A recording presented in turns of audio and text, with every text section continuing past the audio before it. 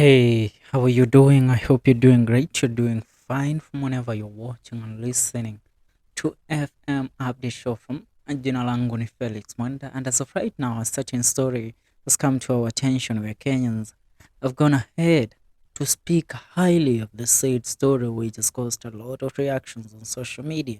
Ni kisa ambacho kinamhusu rais mstaafu wa Jamhuri ya Kenya Uhuru Kenyatta na ambaye ni mkurugenzi mkuu wa kampuni ya Royal Media Services ambayo inamiliki runinga ya Citizen TV na runinga zingine ambazo zipo chini ya Royal Media Services SK Macharia.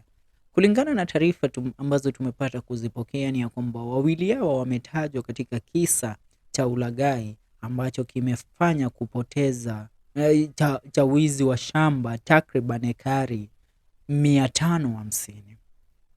A few hours ago, a very shocking report emerged of how SK Macharia and former lad PS JG Kibe allegedly sold 100 acres of land to Kenya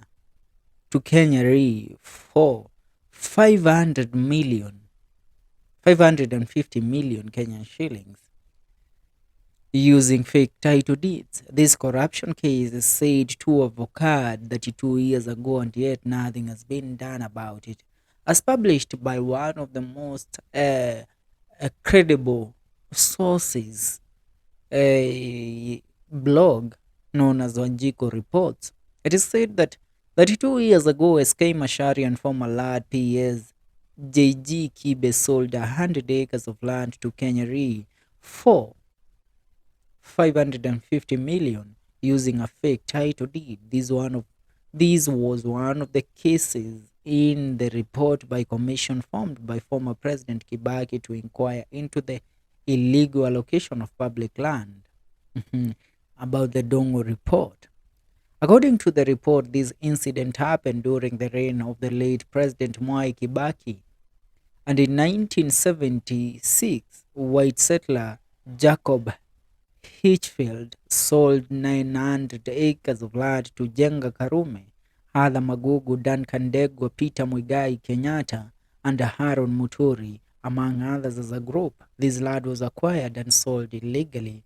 The group promised to sell 100 acres of land to the Kenyatta family. However, 5 acres were part of the Karura forest. According to the report, 95 acres of land was registered as LR 216-8 and the 5 acres of Karura forest as LR number 122-61, but land officials combined the two to produce land number LR 122-36, which was against the law. The Kenyatta family accepted to take the 95 acres of land and gave the 5 acres of land to SK Macharia. According to the report, this land transfer was supposed to be revoked. However, nothing was done about it, for it belongs to the Kenyatta family. From 1988 to 1991, Mama Ngina Kenyatta sold land R number 216-8 to Sinaris Limited Company owned by Jenga Muigai and Solomon Karanja, JG Kibe, and SK Macharia. The group later placed a caveat on this land, but Kibe and Macharia managed to remove it. They also managed to get the amalgamated title LR number 122-46. This report shows that the Kenyatta family and all these people have been stealing land from Kenyans and selling it illegally. As we all know, RUTOS government will soon target these people to serve justice to Kenyans and get this land back.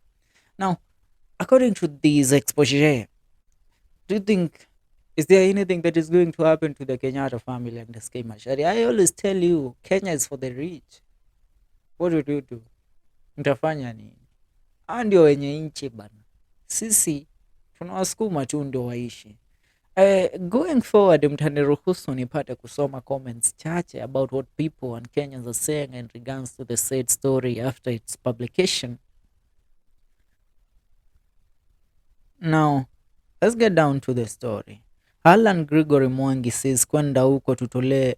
Huyu naye matusi. Wewe kwenda huko. Sun News anasema wezi washikwe, Ruto atawamulika.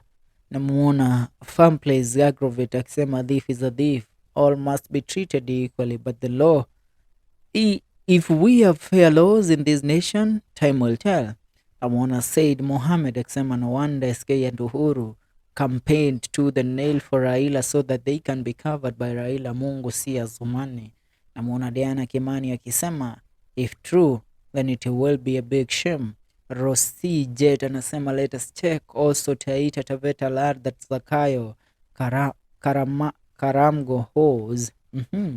Namuona Nathan Kivava akisema ile ujinga iko hii Kenya. Namuona nani mwingine hapa, Sef Morethi akisema what are you waiting for, na wezi ndio hawa.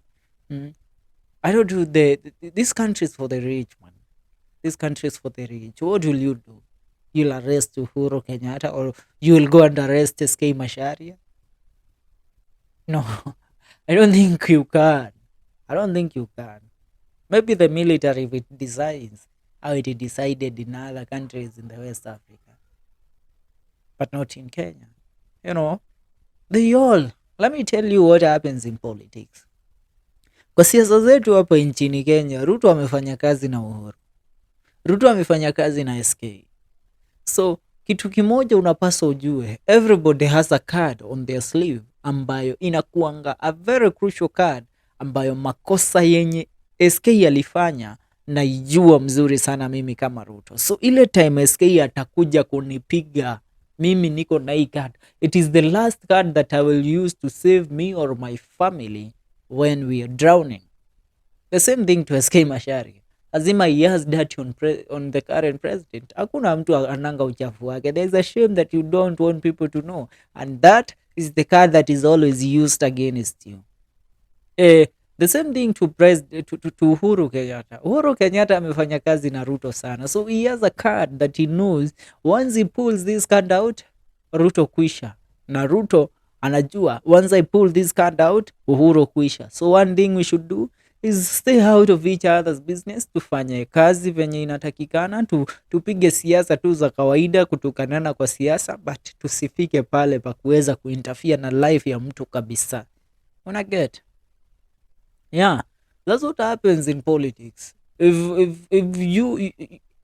Let me tell you of big countries, unajua mbona hata senator huwa wanapatiwa security is because these senators, they can be easily intimidated, and once they're intimidated they can sell out information about the government so easily to the public, to somebody that will use the information or the intel to terrorize people, to terrorize leaders.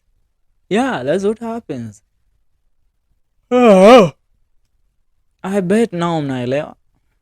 Thank you for watching. This is the FM show. I'm your host, Felix Manda. See you in the next one.